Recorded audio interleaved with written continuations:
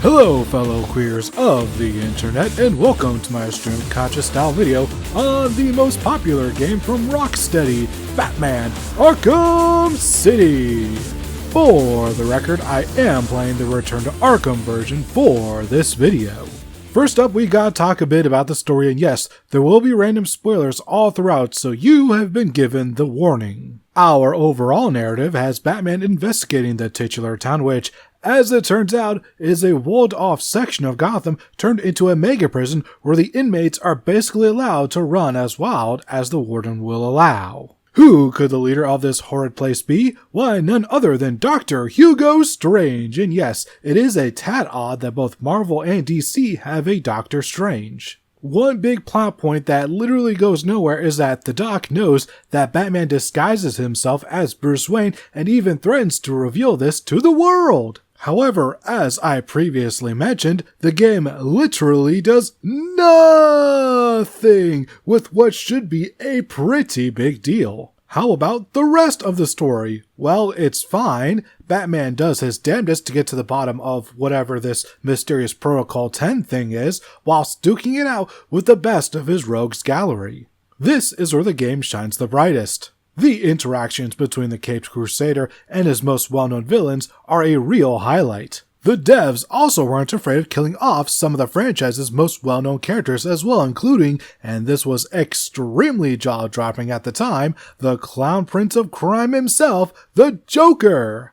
It's just a shame that for whatever reason they didn't 100% commit to this decision, but that's a topic for another time. For now, or I suppose then, this had every person on the planet talking. If you weren't there, then I can't begin to explain how big of a deal this was. And yeah, this wasn't the first time Joker was taken out, but this was the first time in a big budget production with ongoing continuity. The only real downside to the story or characters is how poorly Harley Quinn is treated, as she is relegated to being a useless ditz who fawns over the Joker, and, well, that's literally it. I am so glad that other media featuring Harley exists, because the Arkham series does not do her any justice at all, especially from here on out. Oh, almost forgot Catwoman was the secondary protagonist here. That should tell you how often she gets involved. Originally, she was downloadable content exclusive, but in the remaster, all of the extra content is included, so if you missed out on Selina's campaign, then you get to experience it here. It isn't much, but it's better than what the Bat family got, which is just a couple of cameos, and, well, that's literally it. As for the gameplay, it's Arkham Asylum, but better. The combat is especially improved. The way you're able to just flow from enemy to enemy feels amazing. On top of that, Batty Boy actually remembered to pack some gadgets with him this time, so you're not waiting all that long to get some of the basic stuff. The best gadget is the grapnel boost, which allows you to just keep your momentum and glide with ease. The one downside is that it's locked behind a multi-part AR trial, which you have to glide through rings. Gee, anyone else getting some very obvious Nom-style flashbacks of a 64 variety? Regardless, it's totally worth it, and I still can't believe that back in the day, I actually finished my first playthrough without it. Wow, what a dummy I was, right? The one improvement that cannot be stressed enough are the boss fights, because unlike Asylum, there's more than one. And on top of that, they all rule. Not a single one sucks, so hats off to you, Rocksteady, for this. It's just a shame that this is the only Arkham game on modern consoles with good boss fights, but once again, we'll get to night eventually.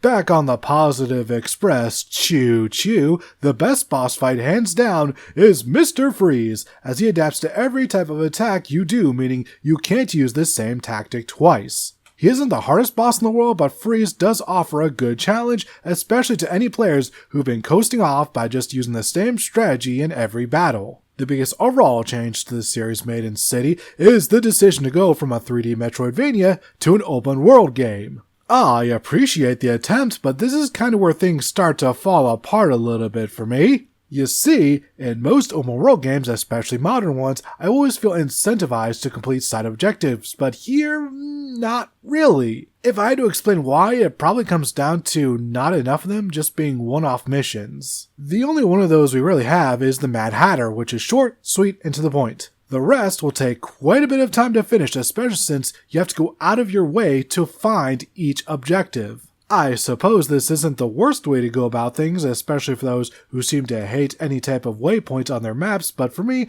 especially when I'm recording footage and wasting hard drive space, just tell me where I need to go, okay? Also, I got things to do. I'm not in my early 20s anymore, or my 20s at all. Fuck, I feel old. Speaking of time wasting, the pacing. It starts off good for the first few hours, but then we hit a snag when we have to go to the museum to confront the Penguin.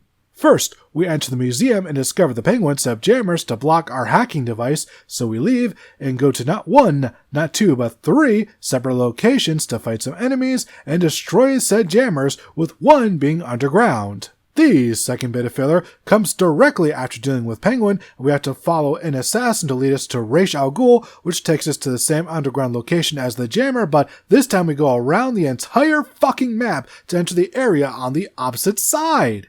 I have an hypothesis for why all this is, but once again, just a hypothesis. I have nothing to turn it into a theory. So, if you were just to focus on the critical path and do 0 side missions, believe it or not, Arkham City is just barely longer than Arkham Asylum. That is not a bad thing, but I have to imagine that this is why they add in all the fluff that they do just to pad out the game length, and yes, they are far from the only studio to do so, but I still feel like it needs pointing out. On the topic of pointing things out, Riddler is here to point out how god-dang long a side quest can be.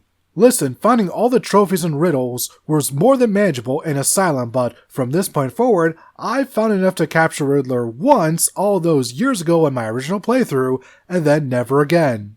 It just feels too much, you know, and it only gets worse from here in my opinion. I will say that collecting these trophies does unlock some cool stuff like concept art, 3D models of characters, and optional challenges where you can play as characters not named Batman. I remember spending literal hours on these. They don't unlock anything, but it was novel to play as Catwoman, Robin, and Nightwing at the time, so of course I made the most of it. And before I forget, there are several optional Batsuits to choose from, although they tend to disappear in most cutscenes, which is one positive change they did make in Arkham Knight. Overall, Arkham City is objectively an improvement over Asylum, and yet it's the previous game I found myself going back to more often. I feel like it's just paced just a bit better, and that goes a long way for me. Yes, the combat and world building is better, but this is also where Arkham games start to feel just a little bit bloated. It isn't there yet, but you can still feel it even just subconsciously. I don't know, maybe I'm just talking nonsense. Let me know what you guys think in the comments. Anyways, that's the video. As for what's next, well, I'm going to take a couple weeks off as I've been making one video per week for a good little while now, and that's it's starting to get a little exhausting. When I do return, it'll be time for me to defend a wrestling game I feel like has been getting a little bit too much heat. Thank you all for watching, and thank you, Mr. Kevin Conroy, for years of great performances as one of the greatest heroes of all time and the greatest Batman of all fucking time. Happy Pride Month, fuck the queerphobes, and free Palestine!